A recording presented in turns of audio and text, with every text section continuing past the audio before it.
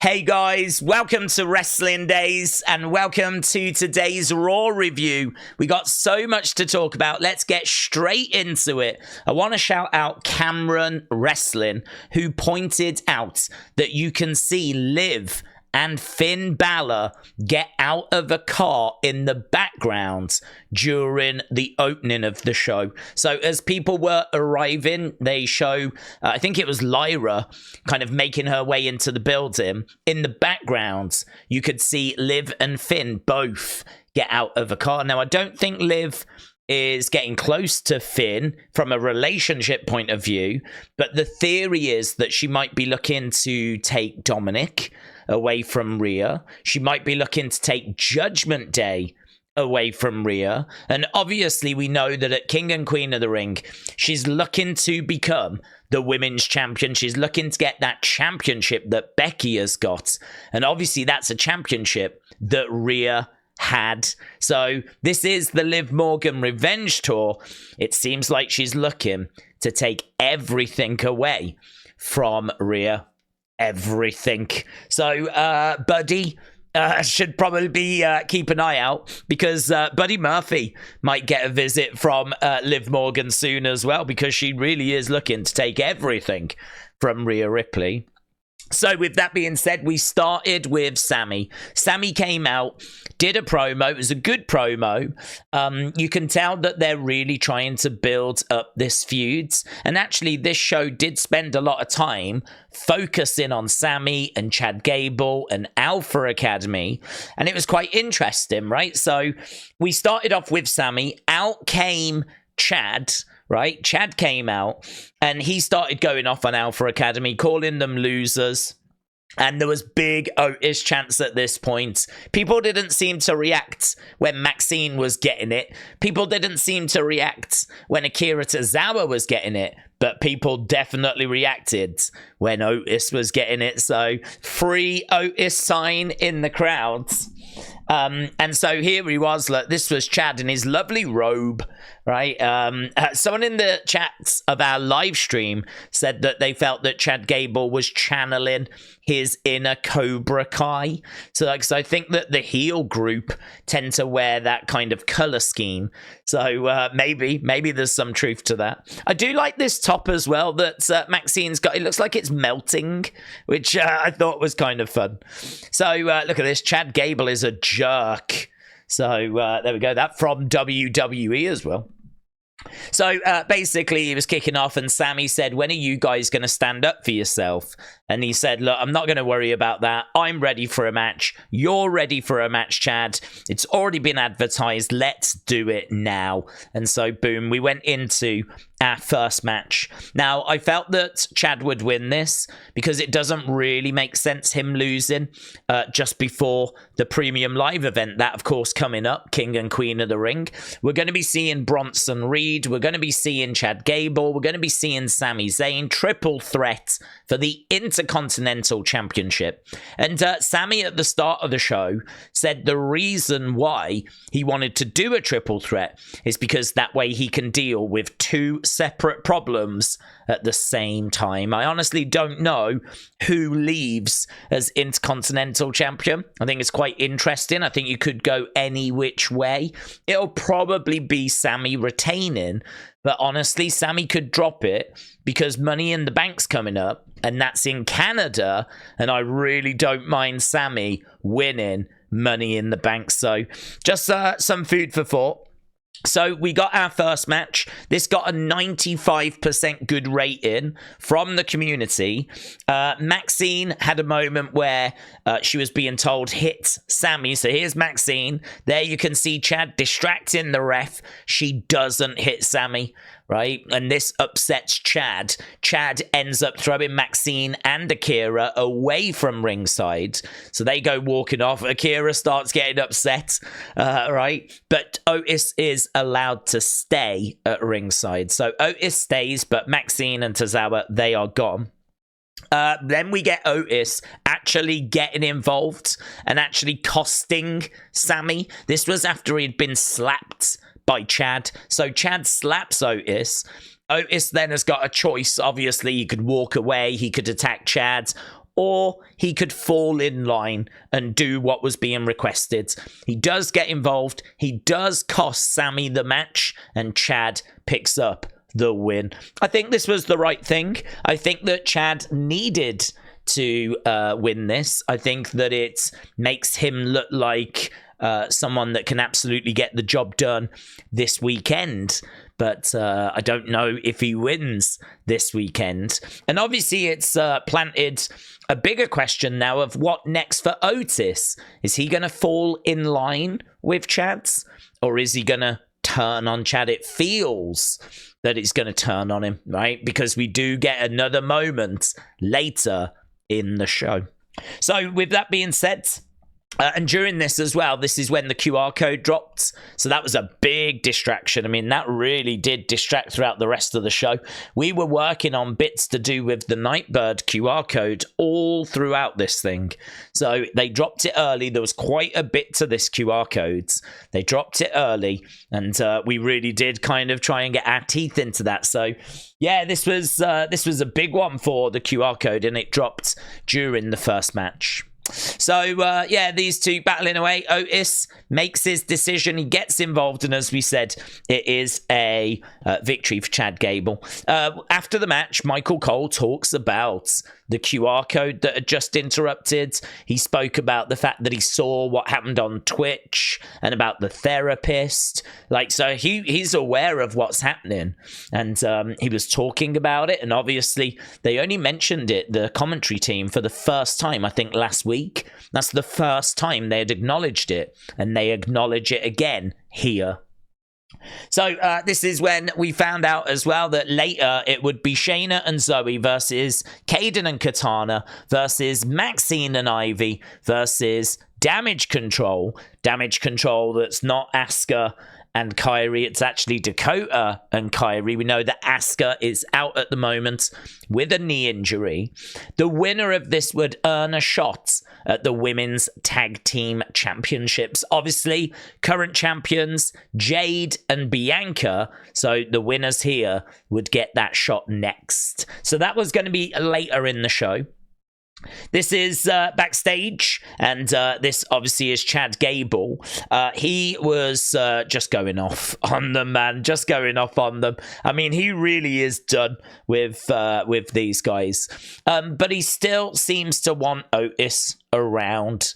Right, he still seems to want Otis about, but he's being really off with Alpha Academy any opportunity he can.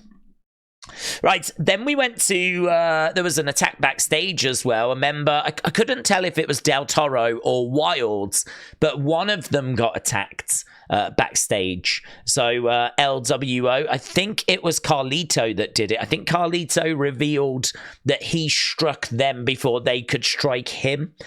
So I believe it was Carlito that did it. So we're continuing to build up that feud. I'm surprised that LWO didn't find Carlito to get revenge. Quite surprised that didn't happen.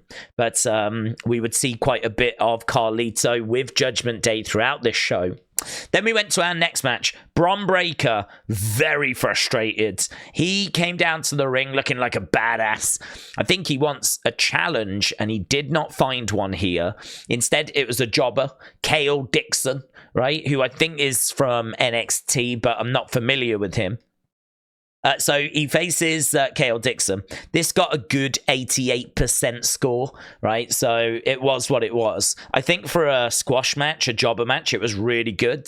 And actually, Bron goes on to win. Ref stoppage, right? Because it's so brutal. And then after, he gets the stairs, he gets a chair.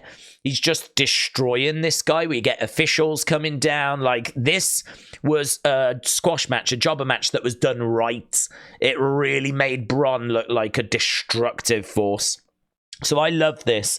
Bron getting frustrated, a huge spear. The stretcher had to come out for Kale Dixon.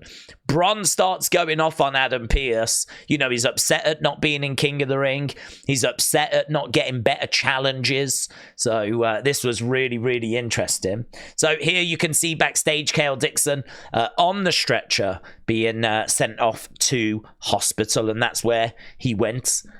So yeah, crazy. I hope Kale Dixon is going to be okay, says WWE. Then we went to our next match. This was Lyra Valkyria against Iyo Sky. And just like the main event, this was a real tough one to predict. Which way would this go? So would it be Lyra? Would it be Iyo? What we ended up getting was an absolute banger. This was a really, really good match. In fact, it wasn't a good match. It was a great match. The community scored it 64% great. I think it might have been the highest rated match of the night. It was really good. Lyra ends up getting the victory, right? So Lyra ends up winning and then cuts this promo after talking about how 3 weeks ago she couldn't have even imagined being in this position. And it's crazy because about 3 weeks ago, I was in America. I went to an NXT house show, and on that show, in front of like 200 people, was Lyra Valkyria taking on Tatum Paxley because they were in a feud down in NXT. And so we watched Lyra Valkyria about 3 weeks ago, and it's crazy that she is on the verge of becoming Queen of the Ring over in Saudi Arabia. It's just incredible. It's incredible. What an amazing rise and start to her main roster career. So some people not happy, thinking that it's all a bit too much, too soon. But I don't know, man. I mean, I think they really see some stuff with her. I think they really see someone that can be a multiple-time women's world champion, someone that can be in those big key WrestleMania matches. And I don't think they want to wait around. They want to send that message. So I don't mind it, but big win. To get a win over Iyo Sky, big win. So this was backstage. I didn't quite understand this because R-Truth said that he saw Andre the Giant, and again we were looking at QR code stuff. He was chatting to like Pete Dunne and Tyler Bates, and I didn't quite get the Andre the Giant reference, to be honest. So I'm not quite sure what this is, but these guys obviously getting ready for their match coming up against Judgment Day. Also backstage, we had Bron Breakker spearing Ricochet, so definitely feels like there's something brewing there.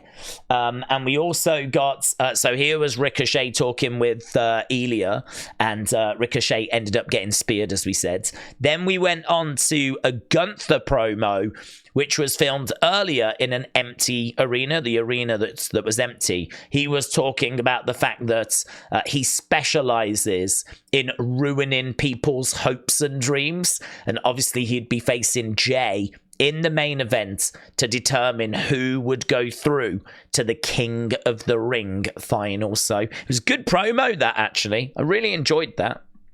Here's Sexy Red saying, I can't wait to go to NXT next week. Y'all, I might RKO somebody.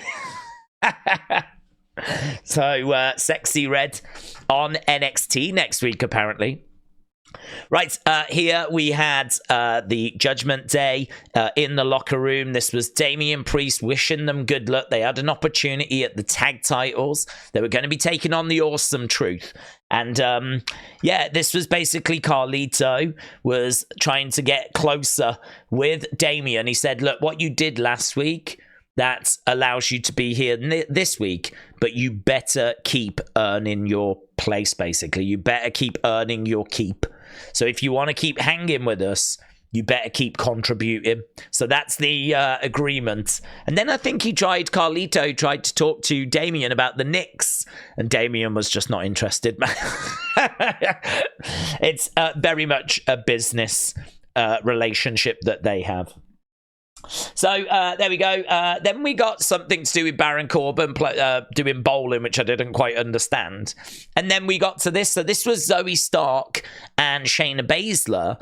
And they were interrupted by Sonya Deville. She said that she had so much she wanted to talk to them about. And honestly, I don't know where this is going. I don't know if this is going to be the start of a new group, or if Sonya's looking to be their manager, or I really don't know. I don't know where this is going, but I'm quite interested to see where this leads.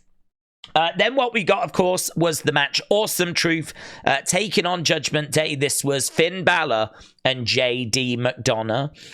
It ended up being a win for Awesome Truth. This got good 95%.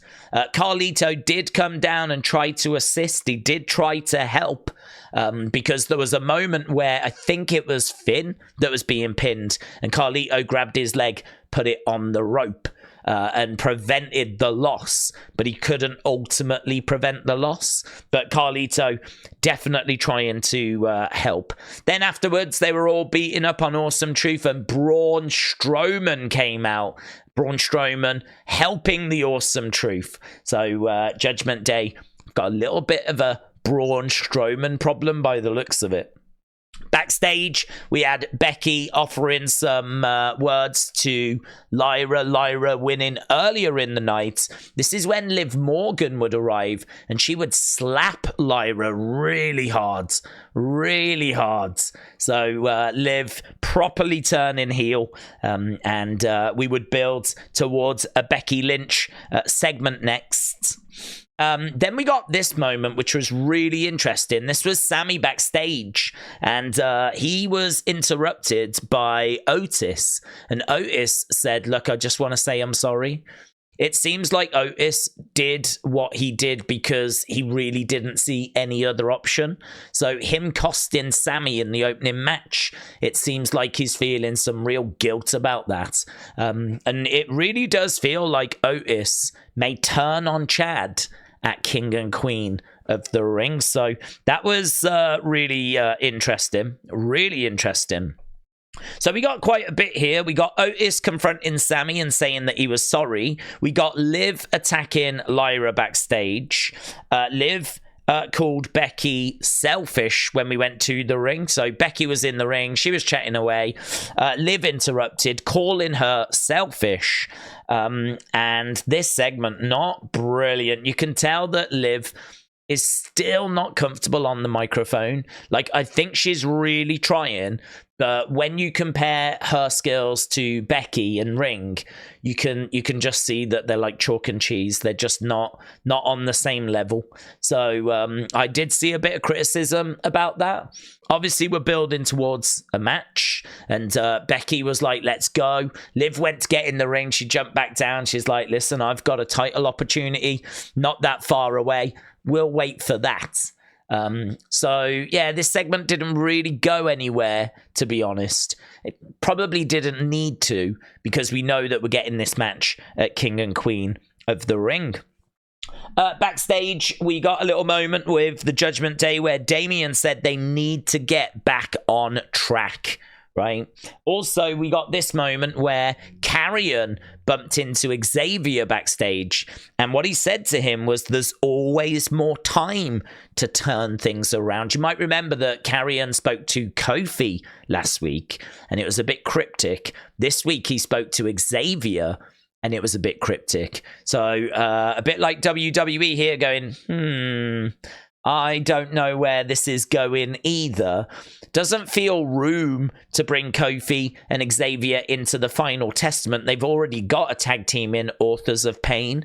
It would feel a bit too big to have Paul Ellering, Scarlett, Xavier, Kofi, Authors of Pain. I mean, that would be 6 people in the group. Maybe even more than that, actually, with Karrion as well. So I don't think you can do that.